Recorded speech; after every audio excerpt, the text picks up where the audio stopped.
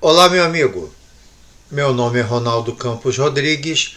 Eu sou o coordenador do Centro de Treinamento em Ecocardiografia.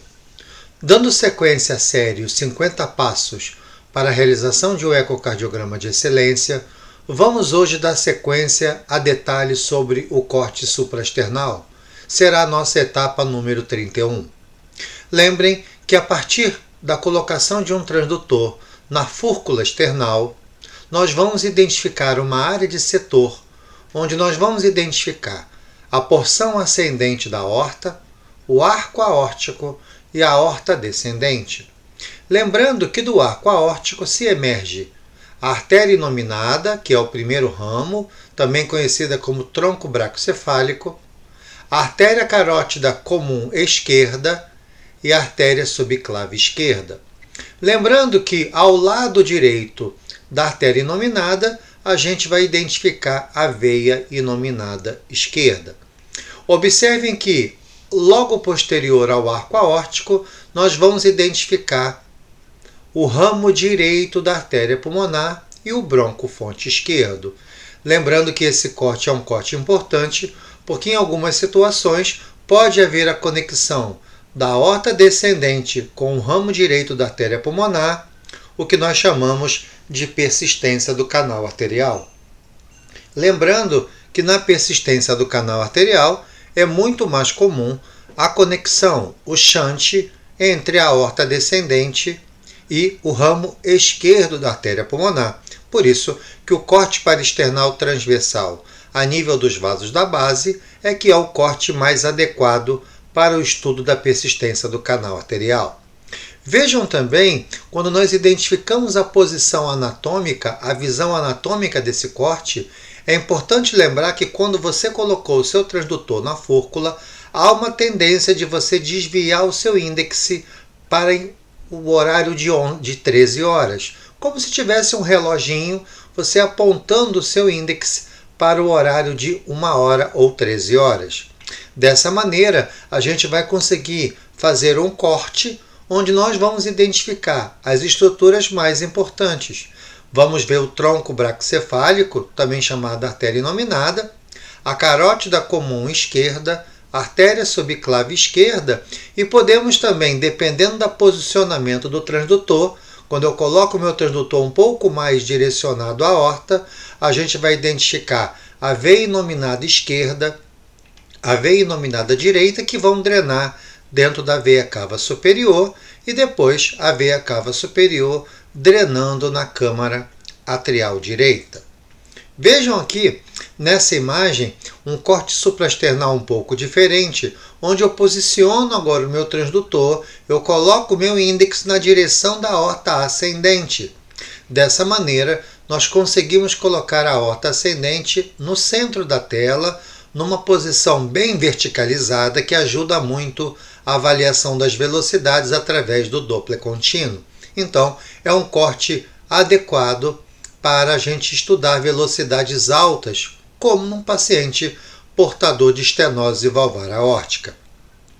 Vejam agora que se nós superficializarmos um pouco o transdutor, nós vamos identificar a veia cava superior e recebendo sangue da veia inominada direita e a veia inominada esquerda, identificando depois a drenagem de sangue venoso vindo da veia cava superior para a câmara atrial direita. Lembrando que em algumas situações existem algumas cardiopatias congênitas onde há uma necessidade de realizar algumas anastomoses. Uma delas é a chamada anastomose de Glenn, onde há uma conexão, uma anastomose entre a veia cava superior e a artéria pulmonar. E na sequência será feita uma outra cirurgia corretiva, que é a cirurgia de Fontan, onde agora eu conecto a veia cava inferior com a artéria pulmonar. Então vejam como esses cortes são importantes na identificação da drenagem venosa para a veia cava superior e também para a identificação da minha aorta ascendente num plano bem verticalizado, um plano bem adequado para o cálculo de velocidades. Mas uma outra etapa de muita importância é a visão de eixo curto, como se eu fizesse um corte transversal do meu arco aórtico. Observem aqui na imagem a presença do arco aórtico, agora em apresentação transversal, identificando a veia inominada esquerda e a veia inominada direita drenando na veia cava superior e depois a veia cava superior drenando na câmara atrial direita.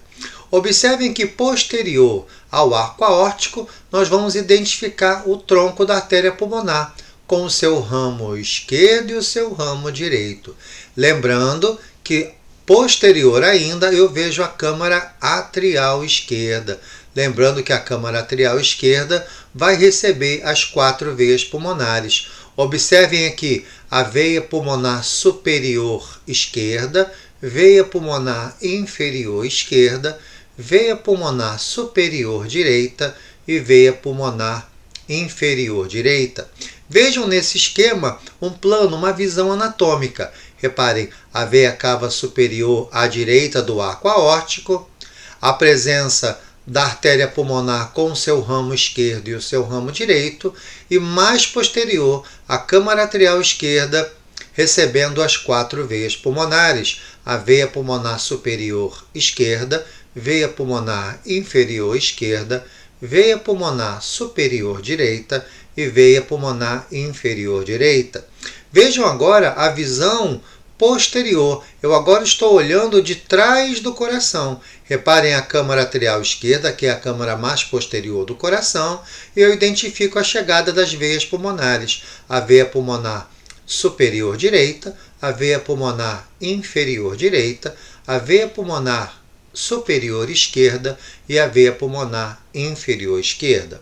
Olhando agora para a imagem anatômica no monitor do nosso ecocardiograma, a gente vai identificar muito bem o arco aórtico. Observem a presença da veia cava superior descendo à direita do arco aórtico.